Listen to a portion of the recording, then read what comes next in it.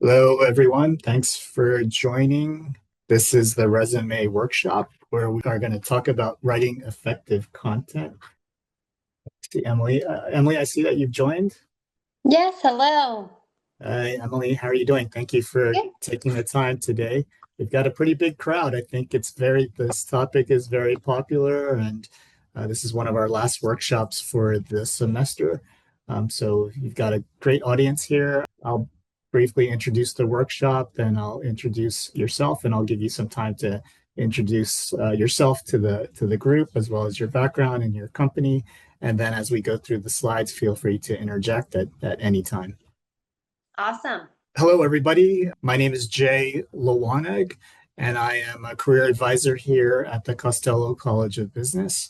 Thank you all for joining one of our last workshops for the semester. It's on resume writing effective content. Today, we have the tremendous honor to have Emily Wheaton from Penske to shed some additional knowledge. It's always great to have employers on these workshops, and feel free to stop us and ask any questions that you might have, as she definitely has a lot of knowledge that could definitely benefit each and every one of you. So I'm going to turn it over to Emily to briefly introduce herself as well as her company, and then we'll begin. Thanks, Jay. Hi, everyone. I am Emily. As Jay mentioned, I do work for Penske Truck Leasing. I am one of their Mid-Atlantic recruiters. I've been with Penske it'll be 9 years in June. So I've been here for quite some time, have always been in recruiting. And, moving on to, what Penske does. I'm sure you probably have seen our yellow trucks out on the road, and that's mainly what we're known for.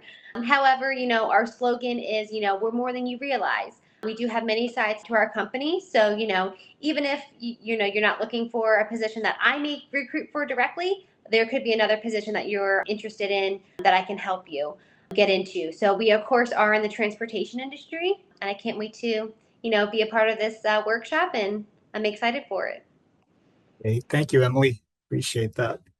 So let's begin now. So just to give a quick overview of what we're going to be going through, we're going to go a little bit into formatting of your resume and reviewing that. How do you identify different keywords, writing with the details to there, and also obviously using AI. As we all know, AI is part of all of our lives, and using AI can really, really benefit. Also, it can hinder too, depending on how you use the AI. So we'll go a little bit over that, and we'll be very interested to hear what Emily has to say and how her organization views AI with applications and so forth. So, to begin with, in terms of reviewing the format, this is a general format that we've utilized here at the Costello College of Business.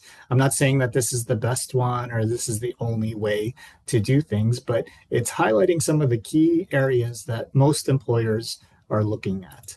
So one is obviously your contact information. You'll be surprised. As a former talent acquisition specialist, I saw resumes that did not have people's contact information. So that's definitely a red flag right away, because then how can you even reach them?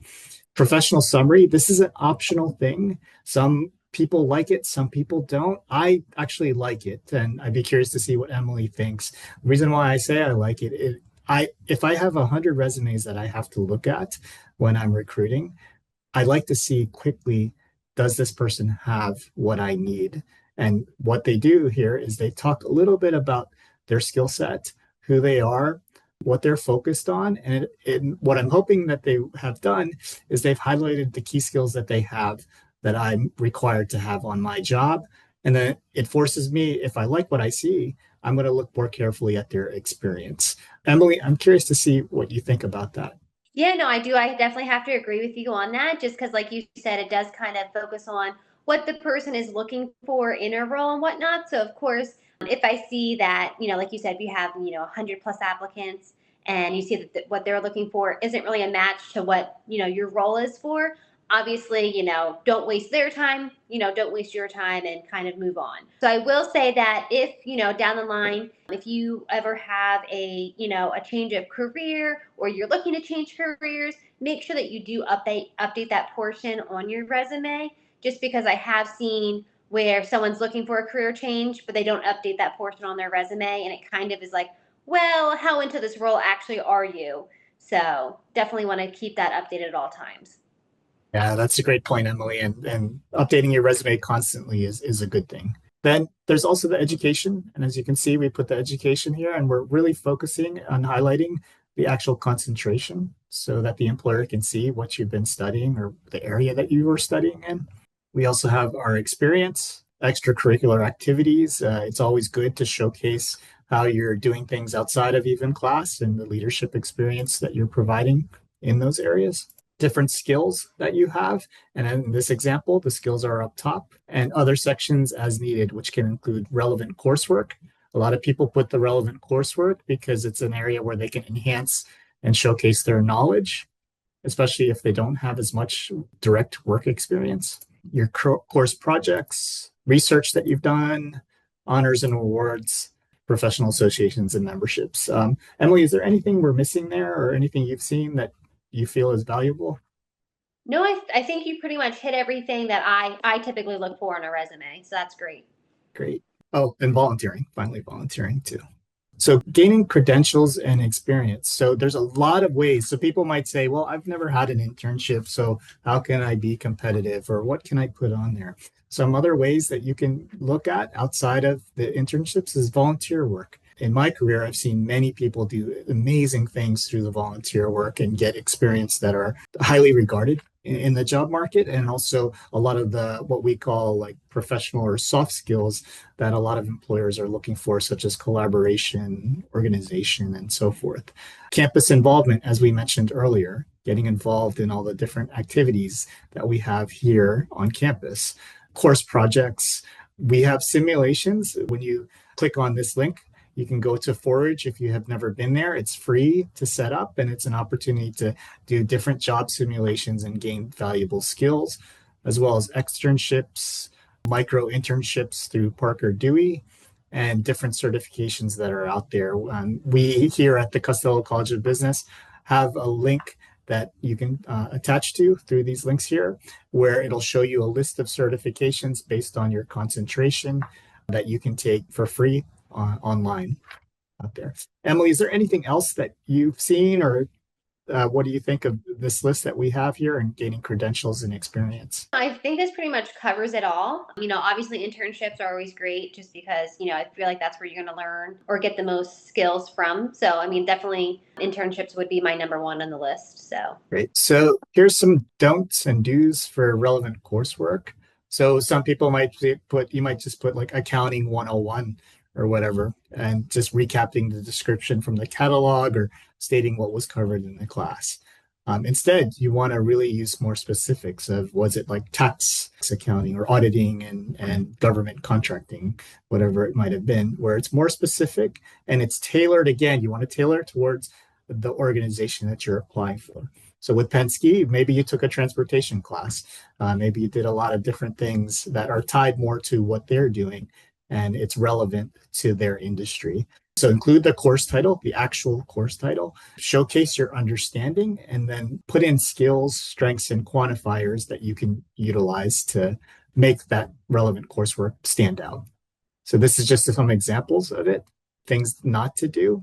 So here, like I said, you just don't put the number in there and just put cloud computing essentials. It tells you a little bit of what you learned, what you surveyed, what you gained knowledge of. Those are good things, but instead, just put cloud computing essentials. So an employer like Emily, unless she was at George Mason, won't really know what MIS 341 means, or that doesn't really give her value. But cloud computing essentials is there. And then what did you do when you were in that class? You developed and delivered a cloud computing case study, and it resulted in producing strategic recommendations that balance scalability, security, and ROI. These are kind of showing, again, some of the accomplishments from the course. Emily, any thoughts on this and how this is projected on resumes? Again, everything you're saying, I'm agreeing with. So I feel like a broken record, but no, yeah.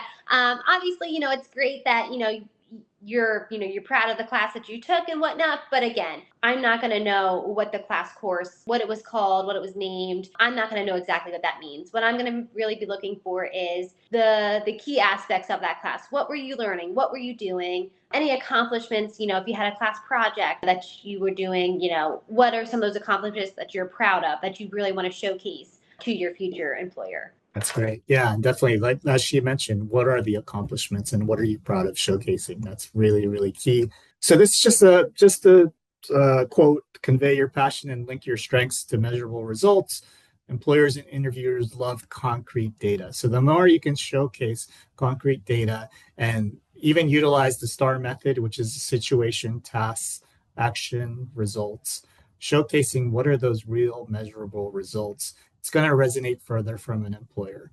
So if one student is competing with another student and one is just writing down what they did versus another student that's showcasing, okay, here's what they did, but this is also what they accomplished, most employers are going to resonate more with the person with the accomplishments. This is a little bit of the experience required information. So looking at the job title, name of the employer, location, city and state, dates, duties and responsibilities. And here's an example.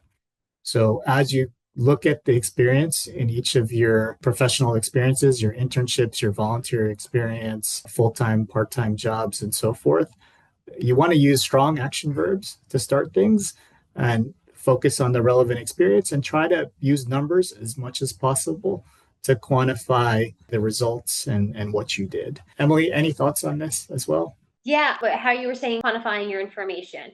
Obviously, we can use, words and whatnot, but when a prospective employer is reviewing your application, your resume, they're really looking for, again, those accomplishments and what exactly how are you trying to sell yourself? So if you are increasing sales by 10, 20%, if you decreased another topic by retention or something by 20%, we want to see that because obviously, well, hey, we're looking for, to increase our sales. We're looking to decrease our turnaround time and things like that. So we definitely want to see those numbers. That's also at a quick glance as well. That's great. Thanks, Emily. And I think majority of employers would say the same thing as Emily. And I know that we can't always quantify numbers. So if you can't, you don't want to fudge things just to say I have a number. But as much as possible, if you can, it will definitely help you stand out. So now we talk a little bit about experience tips. Again, avoid first person so that you don't keep on saying I did this, I did that, whatever. Have 3 to 5 bullet points per experience. As we always mention, it's good to keep your resume to 1 page unless you have extensive amounts of experience. Bullets include most relevant skills, and that's a key word, is relevant skills, and qualities you want to share and should include the keywords from the job announcement. And we'll show you a little bit of AI later on in this presentation, but definitely use AI to help you find those keywords from the job description. Bullets aren't complete sentences.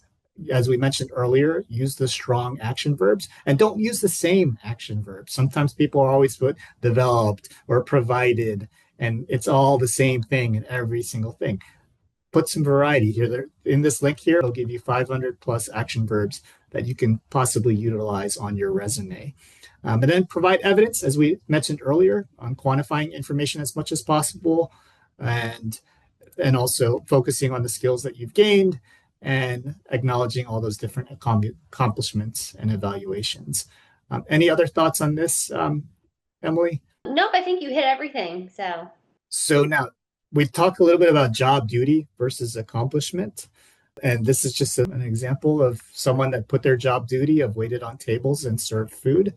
And a simple way to change that to make it more impactful and more effective when you're communicating with an employer by saying utilize strong communication skills, excellent order recall, and multitasking while serving 300 plus people. Again, they're quantifying it per day, achieving a 99% guest satisfaction score. So that's really showing their customer service skills, showing the volume. So if we're going to be working in a place that's going to require high volume or maybe even high stress, that's a good way to showcase to an employer that you can handle that situation.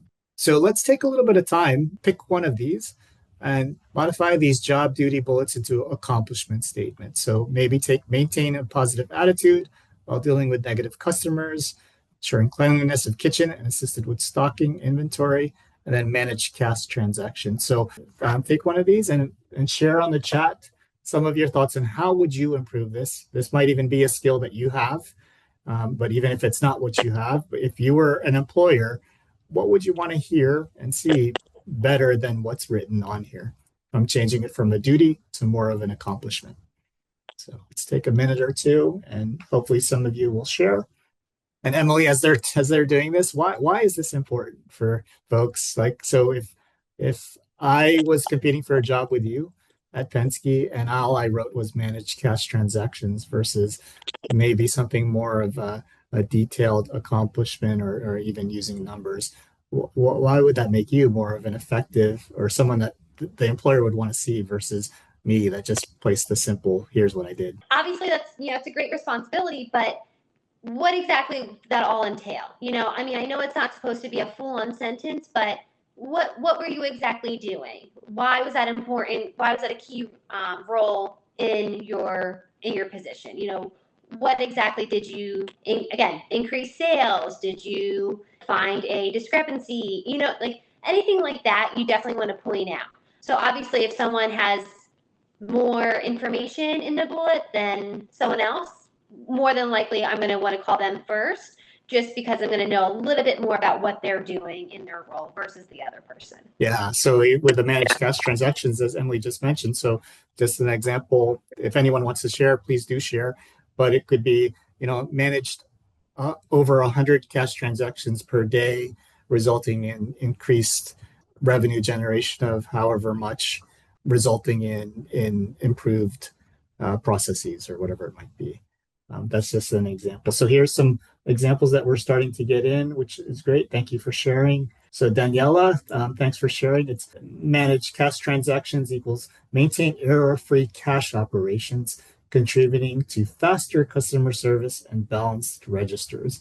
Love it. That's a really great way and showcasing a little bit more of not just what you did, but what was the result. Thanks for sharing that.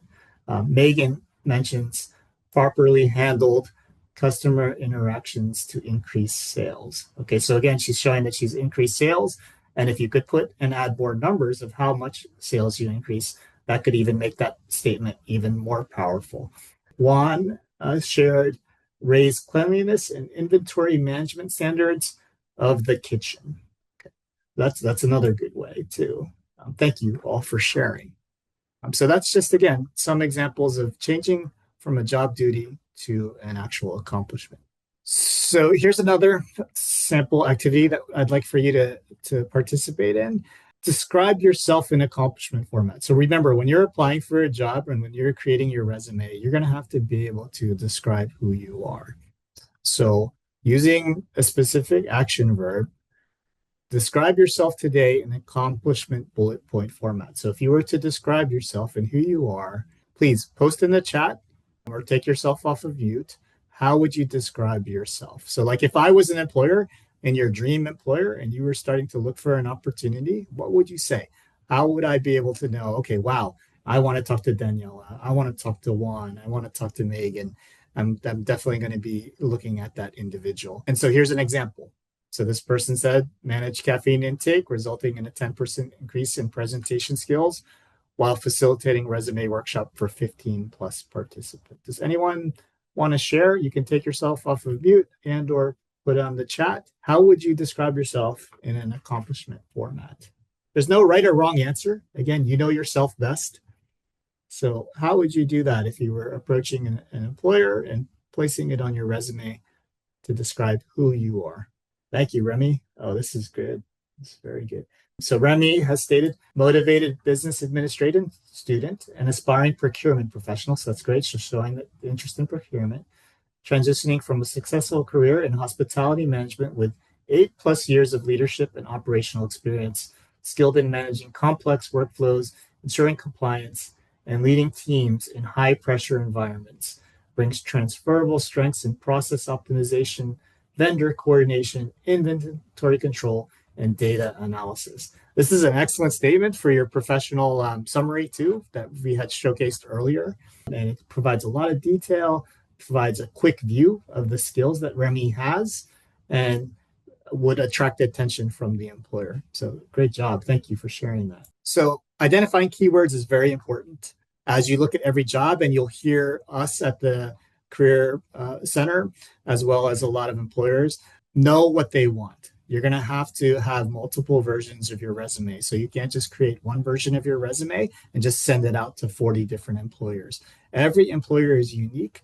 They have a different environment, they have different needs, and you want to make the reader of the resume from the employer side know that you've read their requirement and understand their requirement. So create an employer wish list. So try read each of the job descriptions, pull out the keywords and responsibilities. So, if you have 5 or 6 companies that you really want to work for, look at the types of jobs that they have that are tied to what you want to do and write down the keywords that you see are pretty much consistent across the board and utilize those words as you place them into your resume. This is an appropriate instance to use AI. You can easily put the description in AI and use the prompt of, please help me identify the keywords and responsibilities for this job. And then from there, take those words and try to incorporate them into your resume. Any other thoughts on how people can identify those keywords? I mean, obviously, when you're applying for a position, make sure you do fully read the job description. And as Jay said there, pull them from that job description. Make sure you really know what you're applying for. That way, again, you can change up your resume a little bit to make it more towards that position and really sell yourself for it. So we're not going to do this activity right now just because in the sake of time, but something that we encourage you to do is definitely review a job announcement. So take a job announcement, whether it be from Penske or any other employer, and use your favorite AI tool, whatever it might be. Rewrite the job duty to create an accomplishment statement again. So as you look at those job duties, try to see if you can create an accomplishment statement.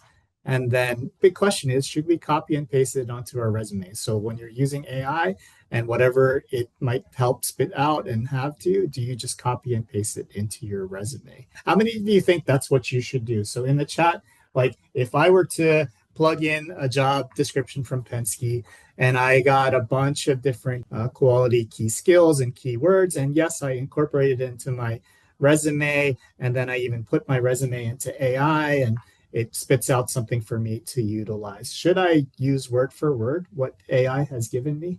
No. Yes. There I go for all. No.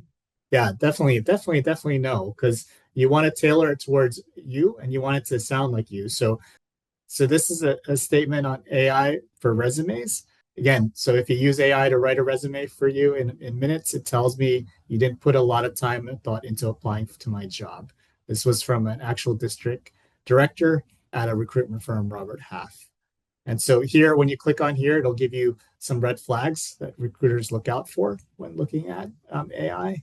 And then more red flags here of AI generated. So with AI, you definitely want to use it to its advantage, but also not to just copy and paste what's on there. So putting everything together, there's no perfect resume. Things are constantly changing. Don't use a template. So you can, use it to maybe see some ideas, but tailor it to make it your own. It's a living document that is constantly changing. Update your resume for every job that you apply for. Keep the language concise. Provide, again, as we mentioned earlier, the concrete evidence, whether it be in dollars, percentages. When in doubt, this is a big thing. Ask the question, is this relevant? How did or does this help the employer? What was the result? And what transferable skills? That's a big thing. What transferable skills did I gain? Create a master resume. So you can have a master resume, and many of you are maybe doing this for your class today. Have that master resume, but don't just keep sending that to the same people. Adapt it and adjust it based on the job that you're looking at. So now we could talk a little bit about applicant tracking systems.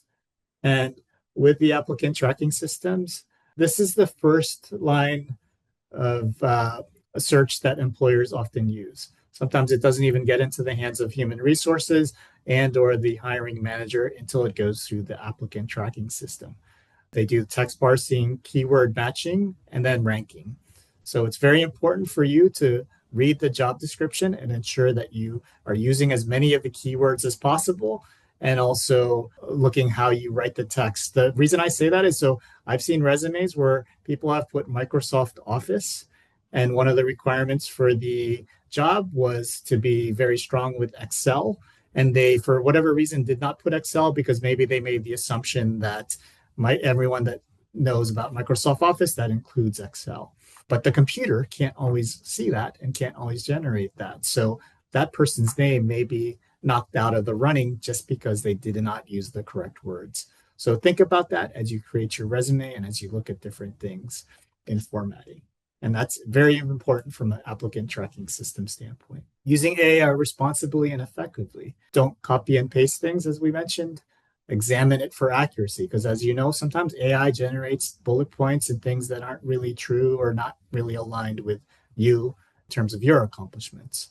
Protect your personal information. So with AI, don't put your personal information on there. You don't need to. It still can help you with the content, but they don't need to know your address. They don't need to know your phone number, and so forth, even though you would place that on your actual resume. Avoid plagiarism for sure. And here's some sample prompts. What you can do. See, again, as we mentioned earlier, what are the keywords? Help me incorporate the keywords from this job posting. Create a professional summary if you wanted to create that professional summary to appeal in employers in XYZ industry, whatever industry you're interested in or whatever job title. And then again, don't just copy what AI tells you, but it gives you an idea and again, write it in terms of making it sound like you. And then how can I better quantify my achievements as well is another good prompt. So will your resume pass the ATS? You can use AI tools to compare your resume to the job announcement. It's going to determine the percentage match. And I'll hopefully be able to have some time to show you a tool that we have, which is Career AI. Some of you might be familiar with it, but it's an AI tool that's available to all Costello College of Business students. So if you're a Costello College of Business student, you will have access to it. And so this is what it looks like. And so before I even show you this, which is Theo, which allows students to go in to perfect their resume, they can even practice their self-introductions and master technical interviews. How, as an employer, do you think that's a benefit to students? And how would you recommend they use tools like this to help them as they create their resumes and apply for companies like yourself? Yeah, I mean, as we know, AI is, it's becoming, bigger and bigger. It's a great tool to use.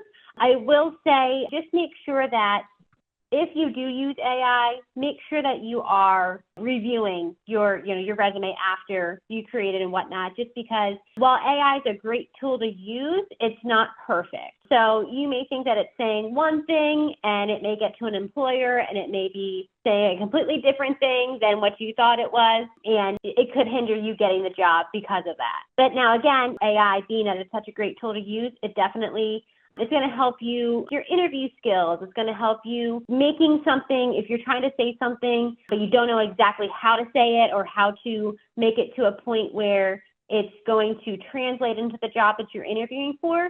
AI is going to be that tool that's going to help you do that. So definitely a great way to get your practicing in for interviews. If you want to scan the QR code here, that will show you how to get access to it. But I'm going to take a minute to actually show you it. So you'll be able to see a little bit of how you can utilize it, especially from the resume perspective. So this is what it looks like when you log on. And you can go in here and you can perfect my resume. So say I wanted to perfect a resume say I'm applying to Penske as an example, and I found a job description that I really liked that was tailored towards me. And I worked a little bit on tailoring my resume. So I can go in here and I can say, perfect my resume. And then I go into new resume optimization. This is where I would plug in my job description. So whatever I found from the Penske website or from LinkedIn or wherever, I'd paste the job description or upload the job description. And then before I upload my resume, I would probably try to tailor it as much as possible towards what that job description entailed. So once I do that, what you'll get a result like this. This is just an example. This was the business operations intern at Navy Federal. This student was only a 59% match score based on after plugging in their resume and plugging in the job description. Here's what they found. So what's great about this tool is it shows the critical gaps, shows moderate gaps, and strong matches. So some of the things that I can really work on to improve my resume to maybe increase this from 59% to 80% maybe is look at the moderate gaps. So in this case, this is one of the moderate gaps that I saw. The requirement of this job was professionalism and member service focus. If I click on here, it gives me the details on how I demonstrated my professionalism and so forth. But it also tells me to strengthen my match in the end, provide explicit examples of member or customer service in high pressure or high volume contexts. and describe how you maintain professionalism and prioritize service in those situations.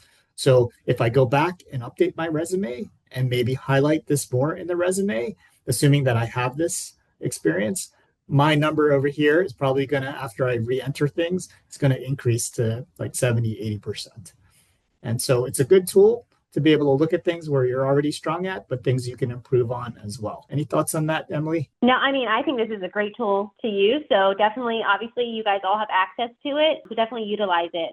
It's going to really help you once you're looking for jobs, applying for jobs and whatnot. It's definitely going to be a great tool to use. And so again, if you're a student at the Costello College of Business, it's free for you, and I encourage you to reach out and gain access. So some final details of things is always check for grammatical, spelling, and typing errors. That's an easy way for even, so say if Emily is the hiring manager and I am the HR professional, and again, I have like hundreds of resumes I'm looking at, and she wants me to only deliver the top 20 people. You might have the best skills out there and have everything that looks really, really great and have everything that she needs. But if I see several grammatical errors, or maybe the formatting doesn't look right and everything, as an HR professional, it makes it easy for me to kick you out of the running, because maybe there's a bunch of other people that have the same amount of skills as you, but they've properly formatted their resume. And what your goal is to get it into the hands of the hiring manager like Emily, away from HR as well as away from the ATS system. So critique it. Always look at it very carefully. Name your resume. So this is a big thing too. So I don't know how your experience has been, Emily, but as an employer, oftentimes I would interview a student and I would get their cover letter as well as get their resume, and it would just say resume. And so when I saved it, and especially if it was someone that I really liked, if I was going to look at them 2, 3, 4, even a year from now, I would have a hard time finding them in my file. But if I had their name, so say I was interviewing Emily and I had Emily Wheaton resume on there, and maybe I didn't have a job for her, or maybe she was the number 2 candidate, but then I had funding where I was able to hire another person several months after, and I remembered her, I'm going to be looking into my file, and then I'll find her and I'll see her resume right away, and I'll have her contact information, and I can call her, and hopefully she's still interested in the opportunity. So it's really important for you to be able to do that. As we mentioned, there's going to be multiple versions. So you might even say Mary Mason resume, Penske, so that you know that it's from that organization. So that for yourself, when you're looking at all the bunch of resumes that you have, you know that that's the employer that you had sent it to. And again, the resume does not get you the job, but it can help you get the interview. And it's just one part of the process. We always talk about networking.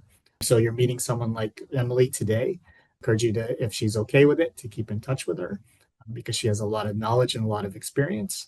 Cover letter, it's not always necessary. They don't always require it, but always do a cover letter unless they say don't do a cover letter. The reason why I'm saying that, and Emily, you can tell me if I'm incorrect, is it allows you to provide additional information that you might have not been able to fit onto your resume. You can elaborate on the resume, and also shows me your writing skills too, which is very important, and how you communicate. What are your thoughts on that, Emily? I have to agree on that. Obviously, your resume is going to sell you, but like Jay said, it may not allow you to put everything you want to put in there. So it kind of the cover letter in a way also makes it, or allows us to see your passion in, applying for the role in our company, or even just, your major in general. And obviously, if you're passionate about what you're going into doing, we know you're more than likely going to be a good employee with us, just because that passion is going to come out. Okay. So that's pretty much the end of today, but we have some time as well. This is how you can schedule an appointment with us. Again, we look at cover letters here, resumes, LinkedIn, handshake, interview skills, and so forth. So we here at the Costello College of Business Career Services, we're here for each and every one of you to help you with your career and help you with moving forward. This is some of the LinkedIn groups that I would encourage you to join. The Costello Career Collective has a lot of information on the different activities and jobs that are out there. And then we have the Costello College of Business Networking Group for those of you who are international students. And then we do have our social media as well, which includes our Instagram page, which we often highlight different students different events, different employers, and then also LinkedIn as well. I want to turn it over to the audience and also to you, Emily, if there's any other, we covered a lot of information in terms of resumes. Emily, is there other, like some final thoughts from you on some things that you would suggest to the students as they continue to revamp their resume and prepare for their job search? Yeah, absolutely. So I will say that this goes hand in hand with resume and interviewing. You're going to work hard on your resume. So, that's something that you should be proud to show an employer. So make sure that whatever you're putting on your resume, obviously, again, you want to sell yourself. You want to make sure it's all your accomplishments, anything that you really want an employer to know. Now, when you go in for the interview, make sure that you use your resume. Again, you're selling yourself to a company. So if you're putting, XYZ on your resume, but then you go into the interview, but you're not showcasing that to the employer, it's going to make us think like, okay, well, did you actually do these tasks? Or, were you actually, increasing sales, increasing revenue, things like that? We want to make sure that you are actually using your resume during your interview. So again, make sure whatever you put on your resume, you're proud of. And again, you want to showcase it. Great. Yeah, definitely. You want to definitely be proud of what's on your resume and showcase as much as you can. That's really, really great input, Emily. My question is, when you are looking at resumes in general, what are the key things that you've seen that have made students stand out? Yeah, I mean, it really does depend on the roles, that I'm hiring for. I will say typically, our new grads we typically aim for them to go into our sales and operations management trainee position with us. So, what I'm looking for in that resume is customer service. If you have any experience in sales, so upselling products, B2B sales, door-to-door sales, anything that's really going to be transferable skills into the role. So problem solving, critical thinking, time management, being a team player, that's essential to our sales and operations management trainee position. So definitely those items I'm definitely looking for in order to give you a call, get to know you a little bit, and then get your information over to the manager. Now, what are things like, even when you see a really good, highly qualified student and everything, that would kind of be a red flag to you to take them out of the running for resumes that you're looking at? I would probably say, I don't want to say nothing is a red flag, because obviously there are red flags. Again, you want to sell yourself on your resume, but you also don't want to oversell yourself, because sometimes that can hurt you when you try and oversell yourself on a resume, just because you may look overqualified for the position that you're applying for, and we may not move forward with you because, again, for instance, our MT position is an entry-level position. And if you're saying, you were doing $1 million in revenue and sales and whatnot, the MT role, you're not going to be doing $1 million in sales and revenue and whatnot right off the bat. So it definitely want to make sure there's that happy medium of selling yourself and not overselling yourself. No, I like how you say not overselling yourself, because I think like you said, when putting the relevant skills and experiences and things that you're proud of, again, the resume is not going to get you the job, but it can get you into the door. And then it's up to you, when you meet someone like Emily and meet an employer like Emily, you're going to have to be able to back up what you wrote. So if you're overselling yourself, and they're going to be able to see quickly and easily that, okay, they were kind of exaggerating on this statement. So it's very important to be authentic and unique to yourself, and you want to sell yourself well, but don't oversell, for sure. From the group, hopefully you all found this helpful. Again, I want to first off thank Emily for her time and for her knowledge that she's shared here, and for all of you for attending. Then thank you, Emily. Really appreciate your time, and hopefully we'll be able to meet someday. And as always, we appreciate your help with educating our students here at George Mason. Yeah, absolutely. Thanks for having me.